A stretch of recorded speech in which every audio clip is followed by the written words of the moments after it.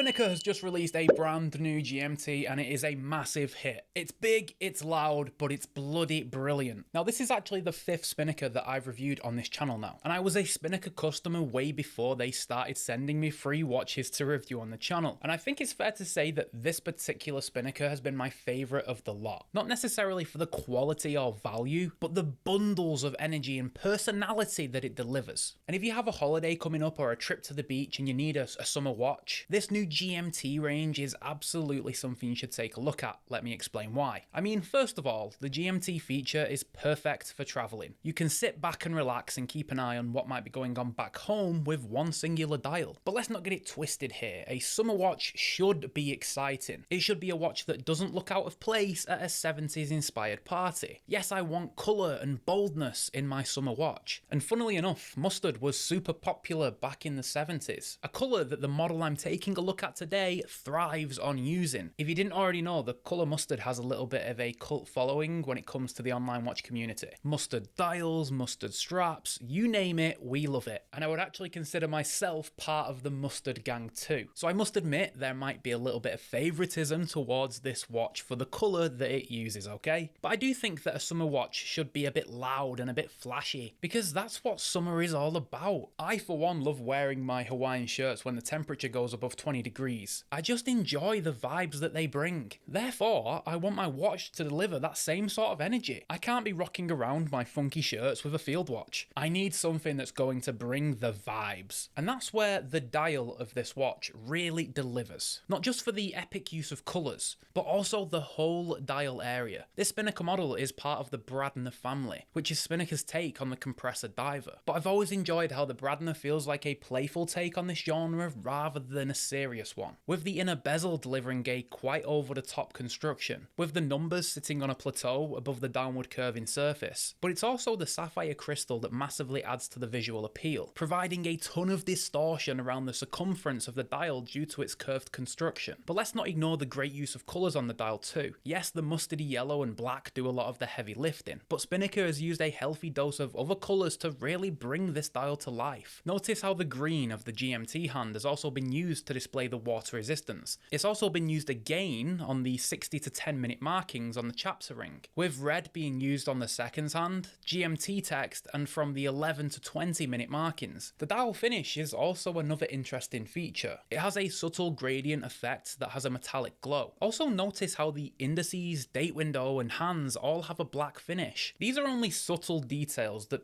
do genuinely disappear when you just glance at the watch. But every time you take a moment to actually look closer, it's what adds that extra level of character. Now the bracelet on this watch delivers your typical beads of rice style construction, with 5 polished links in the centre and a brushed link on either side. I think that this is a great fit for this watch, as polished surfaces look great in the sun. And to be honest, it's just nice to see something that isn't an oyster wannabe. The end links integrate nicely with the case, both in terms of design and fit. But one area I've always been critical of Spinnaker is the clasp. Yes, it does feature a milled scissor, so that box is ticked, but the pressed upper and diving extension always let me down. They're the only part of most Spinnaker watches that just feel a bit cheap. But for me, this bracelet isn't what I'd wear this watch with most of the time, because the second supplied strap is the one. This mustard tone tropic strap is the perfect combination. It's much lighter than the bracelet, and for me, it looks better too. With this tropic strap, it absolutely delivers on that summer watch promise. It's begging to be taken down to the beach, and because the bracelet and strap both feature quick release spring bars, you can switch between the two without a single tool. And I've managed to find a good fit with both the bracelet and the rubber strap for what it's worth. Speaking of, one contentious area of this watch I'm sure will be the sizing. If you didn't already know, these Bradner models are big boys. Not only are the cases of these watches actually big, but the visual experience is massive because of that inner bezel, meaning they wear so much bigger. But even though these watches are big, I still think smaller and average size wrists can pull them off due to the style of the watch. This watch has a 42mm case diameter, a 50mm lug to lug, and a 15mm thickness. This watch watch certainly pushes the boundaries in terms of the size that I can personally pull off, but I feel that because of the loud, flamboyant nature of the watch, it definitely works. If this was a proper serious dive watch, I think it would just be too big. But because it is a watch to have some fun with, I think it's manageable. Again, the perfect watch to wear to the beach. I am slightly confused as to why this case doesn't feature any polished surfaces. After all, the rest of the watch is packed with character, so why would they not carry that onto the case too? In fact, I'd go as far as saying this case is quite boring. It's all brushed, there's no hidden facets, it's your bog standard watch case, just a bit bigger and a bit thicker. I mean, all the finishing looks good and there's nothing out of place, but it would have been nice to see some of that boldness echoed onto the case too. I'm just glad that the bracelet features those polished surfaces and the strap is nice and bright, because those really do help continue the excitement throughout the rest of the watch. As mentioned a few times already, this is indeed a GMT, powered by the Seiko NH34 automatic movement. This movement is what's known as an office GMT, meaning that the second position independently controls the 24-hour hand. Basically, when you get to a new time zone, you set the local time first, then the home time on the GMT hand after. I personally prefer this type of GMT over the Traveler's GMT, but it is just personal preference. And you use that fourth GMT hand against the inner bezel. One area Spinnaker always loves to confuse me though is with the water resistance. For some strange reason, this model comes with 180 meters.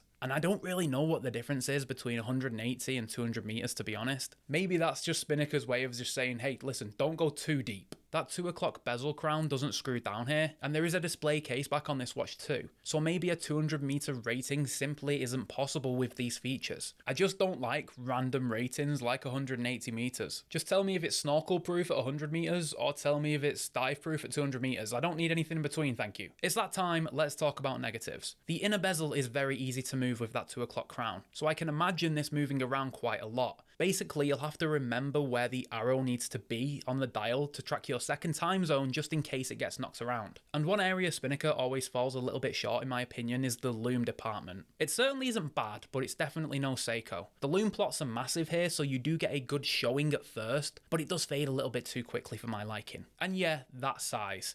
15mm is one chunky boy. Again, it does wear much better than that, but it still wears big. Definitely a point for some to consider. Now, as of the time of recording, Spinnaker are running a 25% off discount code on this watch. The original price is $490, but with the discount code, it's $367. And to my UK viewers, if you buy from the .co.uk, it's £354, and that includes all VAT and taxes. So no import fees for us this time. But I don't think that this is a watch for everybody. I think it's a little bit of a specialist to add to a collection. If you're in need of something that's big, bold, and a ton of fun, this Spinnaker definitely delivers that. The spec sheet for the price is good, and Spinnaker always delivers a good quality watch, but it's the aesthetics of the piece you're buying here. And when you consider all of the crazy colours Spinnaker released with this model, I think that was exactly their aim. So if you need a summer watch, then check out the Spinnaker website in the description. I'll see you in the next one.